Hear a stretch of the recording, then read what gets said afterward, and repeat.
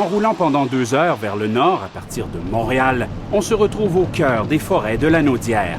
Le givre sur les branches a beau donner une touche de blanc à la nature, au paradis québécois de la motoneige, il n'y a pas encore de neige. C'est toute la région de la Naudière.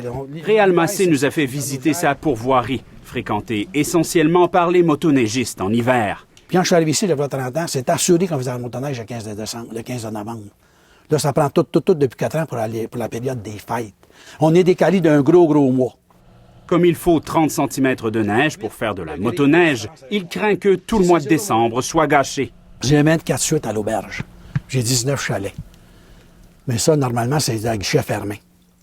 Et là, mais ça va être vide. Est-ce que les gens vous annulent? Le monde annule, c'est sûr, mon cher monsieur Jean-Sébastien. Les gens annulent. La perte va être énorme, monsieur. On parle de 75-100 000 par semaine.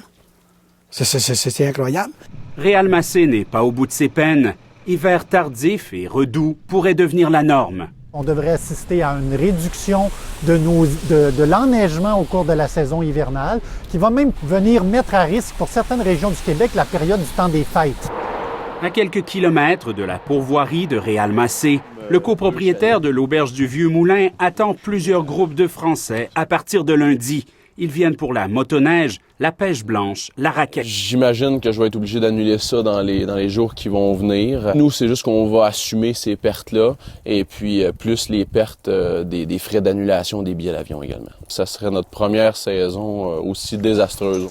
Il s'attend à perdre 50 à 75 000 $. Ce qui nous porte peut-être à changer nos méthodes de vente puis peut-être de repousser ces séjours-là vers janvier, début janvier, mi-janvier, qui peut toujours être incertain. Plus au sud, vendredi, au centre de ski du Mont-Saint-Bruno, il a fait jusqu'à 14 degrés sur les 4 pistes de neige artificielle ouvertes.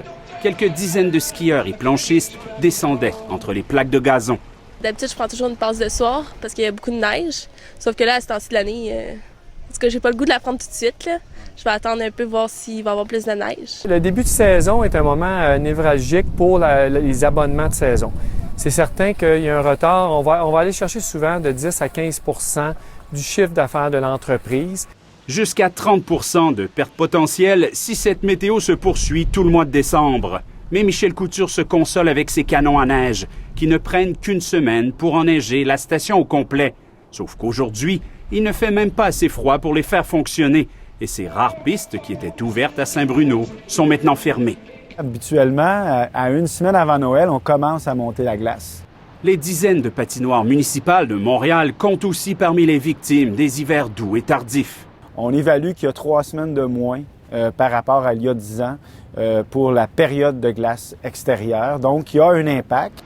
Dans l'avenir, selon le maire de Rosemont-Petite-Patrie, les arrondissements pourraient devoir diminuer le nombre de patinoires pour réduire les coûts d'entretien. Soit qu'on va vers le choix que Toronto a fait, c'est-à-dire de mettre des glaces réfrigérées extérieures pour maintenir une plus longue période de patinage à l'extérieur, ou simplement on va accepter le fait qu'on va peut-être patiner un jour, un mois par année. Pour les uns, revoir les façons de faire. Pour les autres, revoir le modèle d'affaires.